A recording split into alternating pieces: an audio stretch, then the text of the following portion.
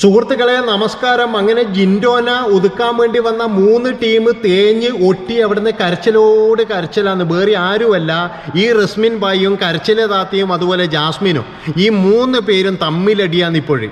അവരുടെയൊക്കെ ലക്ഷ്യം എന്ന് പറഞ്ഞു കഴിഞ്ഞാൽ ജിൻഡോനെ എങ്ങനെയെങ്കിലും പുറത്താക്കണം, ജിൻഡോനെ എന്തെങ്കിലും ഒരു കംപ്ലൈൻറ്റ് കണ്ടുപിടിക്കണം, ജിൻഡോയെ നാറ്റിക്കണം എന്ന് പറഞ്ഞിട്ട് ഈ റസ്മിൻ എന്ന് പറഞ്ഞതിനെ ഇത്രയും ജനങ്ങൾ വെറുക്കാനുള്ള ഒരു കാരണം തന്നെ ഇതിൻ്റെ ഈ ജിൻഡോയോടുള്ള ആറ്റിറ്റ്യൂഡായിരുന്നു. ജിൻഡോയും ഇതും കൂടിയിട്ട് ഒരുമിച്ചായിരുന്നു പവർ റൂമിൽ, ഈ സ്ത്രീയും കൂടിയിട്ട്. എന്നിട്ട് അവിടുന്ന് ഒരു ഉളുപ്പും ഇല്ലാതെ അർജുൻ എന്ന് പറയുന്ന ഒരുത്തിനെയും കൂടി അതിൻ്റെ അകത്ത് കയറ്റിയിട്ട് ഈ അർജുനും ഈ റസ്മിനും കൂടിയിട്ട് നാറിയ കളി ഗബ്രിക്ക് വേണ്ടിയിട്ടും ജാസ്മിന് വേണ്ടിയിട്ടും കളിച്ചു എന്നുള്ളതാണ്. അന്ന് മുതൽ ഇതിനെ വെറുത്ത് തുടങ്ങിയതാണ്. പക്ഷേ ഇന്നും അതിനോടൊരു ഇഷ്ടവും ഇല്ല.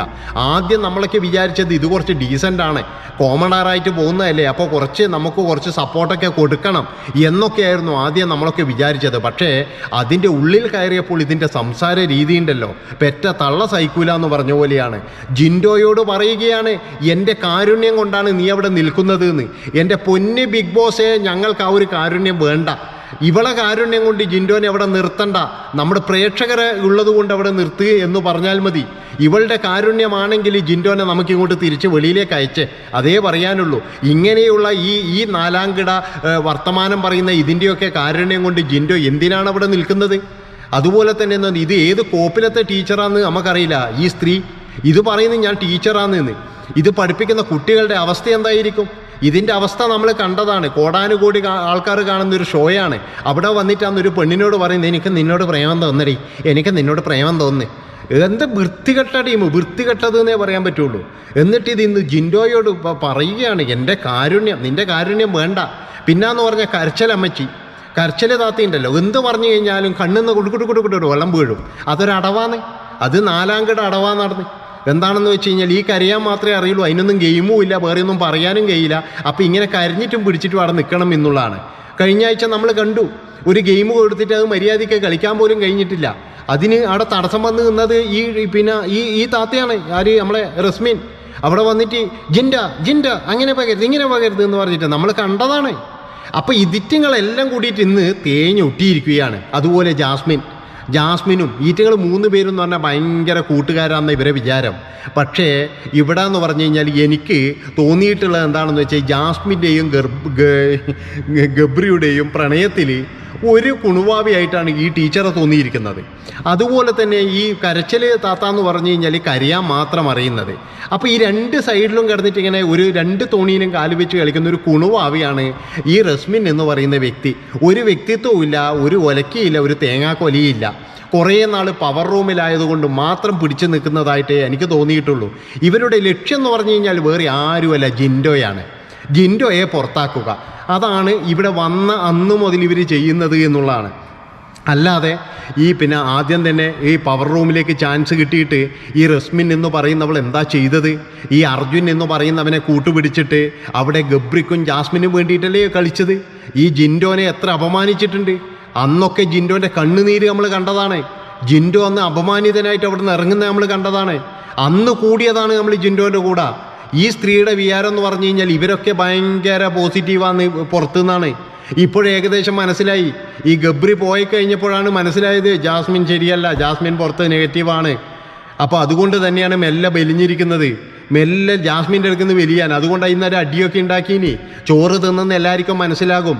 അപ്പോൾ നിങ്ങളെല്ലാവരും സൂക്ഷിക്കുക. ഈറ്റങ്ങൾ ഏത് നിമിഷവും ഇങ്ങനെയാണ്. ഇനിയിപ്പോഴും ചിലപ്പോൾ നമ്മളെ കണ്ണിൽ പൊടിയിടാൻ വേണ്ടിയിട്ട് ഈ 3 ഇങ്ങനെ അടി കഴിഞ്ഞുകൊണ്ടേയിരിക്കും. എൻ്റെ പൊന്ന് ബിഗ് ബോസ്, ആ കരച്ചിൽ താത്തേനെ ഒന്ന് പറഞ്ഞു വിടുമോ?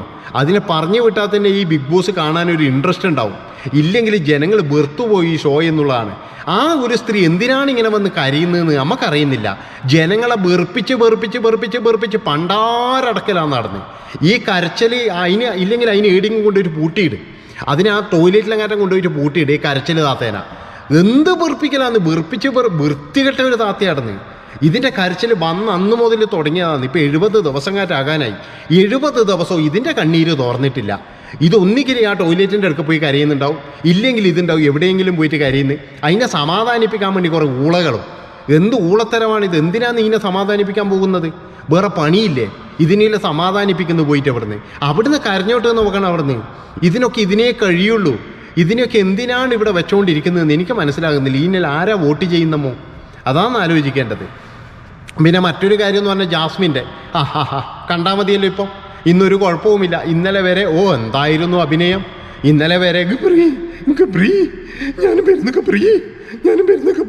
എന്ന് പറഞ്ഞിട്ടുള്ളത് ഇന്ന് എന്താ, ഒന്നുമില്ല, ഒരു പ്രശ്നവുമില്ല, വളരെയധികം സ്മാർട്ടായി കഴിഞ്ഞു. ഇത്രയേ ഉള്ളൂ. മനസ്സിലാക്കണം നിങ്ങൾ. ഇതൊക്കെ എന്ന് പറഞ്ഞു കഴിഞ്ഞാൽ പച്ച അഭിനയമാണ്. പക്ഷേ അഭിനയം ഇച്ചിരി കൂടിപ്പോയതുകൊണ്ട് നമുക്ക് കുറച്ച് സീന് കാണാൻ പറ്റി എന്നുള്ളതാണ്. ഫ്രീ ആയിട്ട് സീന് കണ്ടു എല്ലാവരും നല്ല രീതിയിൽ. കാരണം എന്താണെന്ന് വെച്ചാൽ രാത്രി 12 മണിക്ക് ശേഷം ലൈവിൽ 10,000 ആൾക്കാരായിരുന്നു എന്തൊക്കെ ആയി കഴിഞ്ഞാൽ. കാരണം എന്താ വെച്ചാൽ ഈ താത്തേൻ്റെ സീന് കാണാൻ വേണ്ടിയിട്ട് തന്നെയാണ്. കാരണം താത്ത ഈ എന്താ പറയുക, ഈ പിടിക്കാൻ പറയുന്നതും കടിക്കാൻ പറയുന്നതും തലോടാൻ പറയുന്നതും ഒക്കെ കാണാൻ വേണ്ടിയിട്ട് ഒരുപാട് ആൾക്കാരുണ്ടായിരുന്നു. ഉള്ള കാര്യം എന്താ പറയുന്നതിന്. ഇപ്പോൾ പുറത്ത് വന്നോ പറയുന്നത് കേട്ടില്ലേ. ഞങ്ങളതൊക്കെ അത് അങ്ങനെ വെച്ചോണ്ടെന്താ പ്രശ്നം എന്ന്. എല്ലാവരും അവിടെ ഉമ്മ കളിക്കാൻ പോയതാ. അവിടെ ഉള്ള ആൾക്കാർ വെച്ച് ഉമ്മ കളിക്കലാണോ? ഈ ഉമ്മ കളിക്കാൻ പോയി കഴിഞ്ഞാൽ ബിഗ് ബോസിന് വേറൊരു സംഭവം കൂടി തുടങ്ങേണ്ടി വരും അവിടെ. അത്രേ പറയാനുള്ളൂ. അതാണ്. അങ്ങനെയാണെങ്കിൽ ബിഗ് ബോസ് പറയണം എന്താ എല്ലാവരും പിടിച്ച് ഉമ്മ വെച്ചോ, അത് പറയേണ്ടി വരും അവിടെ നിന്ന്. ഇത് അവിടെ എന്ന് പറഞ്ഞു കഴിഞ്ഞാൽ നമ്മളേതായ ഒരു ഡീസൻറ്റിൽ നിൽക്കണം എന്നുള്ളതാണ്. അപ്പോൾ നമ്മൾ ജിൻഡോനെ തകർക്കാൻ വന്ന ഈ 3 ടീമിന് ഇപ്പോൾ എന്താ പറ്റിയത്?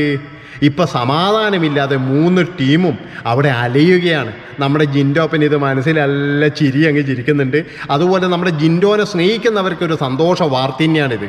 ജിൻഡോനെ സ്നേഹിക്കുന്നവർക്കൊരു സന്തോഷ വാർത്തയാണ്. കഴിഞ്ഞ ആഴ്ച ഇവൾ പറഞ്ഞത് എനിക്ക് അത്രത്തോളം എൻ്റെ മനസ്സിൽ കൊണ്ടിരുന്നു. ഈ റസ്മിൻ എന്ന് പറഞ്ഞവൾ കഴിഞ്ഞ ആഴ്ച പറഞ്ഞത് വരെ എൻ്റെ കാരുണ്യത്തിലാണ് ഇവിടെ നിൽക്കുന്നതെന്ന് പറയാൻ ഇവൾക്ക് എന്താണ് അധികാരം? ഇവളുടെ വിചാരം ബിഗ് ബോസിലെ എല്ലാവരും തൻ്റെ വാലാട്ടികളാണ്, ഇല്ലെങ്കിൽ താനാണ് ഇവിടുത്തെ ഏറ്റവും വലിയ ആള്, എല്ലാ കാര്യത്തിനും ബിഗ് ബോസ് എന്നെ വിളിക്കുന്നു, അതുകൊണ്ട് ഞാനാണ് ബിഗ് ബോസിൻ്റെ ഏറ്റവും വലിയ ദത്തുപുത്രി എന്നൊക്കെയാണ് ഈ റസ്മിൻ്റെ വിചാരം എന്നാണ് എനിക്ക് തോന്നിയിട്ടുള്ളത്. അത്രയും നല്ല തേഞ്ഞൊട്ടലാണ്. ഇന്ന് സായി എന്നിട്ട് ലാസ്റ്റ് കുറച്ച് ഓതി കൊടുക്കുന്നുണ്ട്, നീടെ നിൽക്കണം അങ്ങനെയാണ് എന്നൊക്കെ പറഞ്ഞിട്ട്. എത്രയും പെട്ടെന്ന് ഇതിനെ ഒഴിവാക്കാനാണ് നമ്മൾ നോക്കുന്നത്. ഇതൊക്കെ പുറത്തു പോകണോ? ഇതും ഈ 3 എണ്ണവും പുറത്തു പോകണം അവിടുന്ന്. വേറെയുണ്ട്, എല്ലാം പുറത്ത് പോവാടുന്ന് കണ്ടോ. കാരണം ഈറ്റങ്ങളുടെ തേഞ്ഞൊട്ടിയിട്ട് നക്കി നാരായണക്കലായിട്ട് നിൽക്കുന്നതാണ്. ഇനി ഒരു ഗെയിമും ഇല്ല, ഈറ്റങ്ങൾക്ക് ഒരു ഒലക്കിയില്ല ഇവിടുന്ന്. അതിൽ ഈ കരച്ചിലും വീഴ്ചയിലും ഈ റസ്മിൻ ആണെങ്കിൽ ഇങ്ങനെ ഇതുപോലെയായി നടന്നേ. അതുപോലെ ജാസ്മിൻ ഉഷാറായി എന്നിങ്ങനെ പറയുന്നതാന്നേ. ഉള്ളിൽ ഫുൾ പോയിരിക്കുക, കിളി പോയിരിക്കുക ശരിക്ക്. അവിടെ ഇപ്പോഴും ഒരേ ഒരു രാജാവ് എന്ന് പറഞ്ഞാൽ ജിൻഡോപ്പൻ മാത്രമാണ്. ഇന്ന് സാബു വന്നിട്ട് വരെ ജിൻഡോപ്പനെ കണ്ടപ്പോൾ ഞെട്ടിപ്പോയി എന്നുള്ളതാണ്.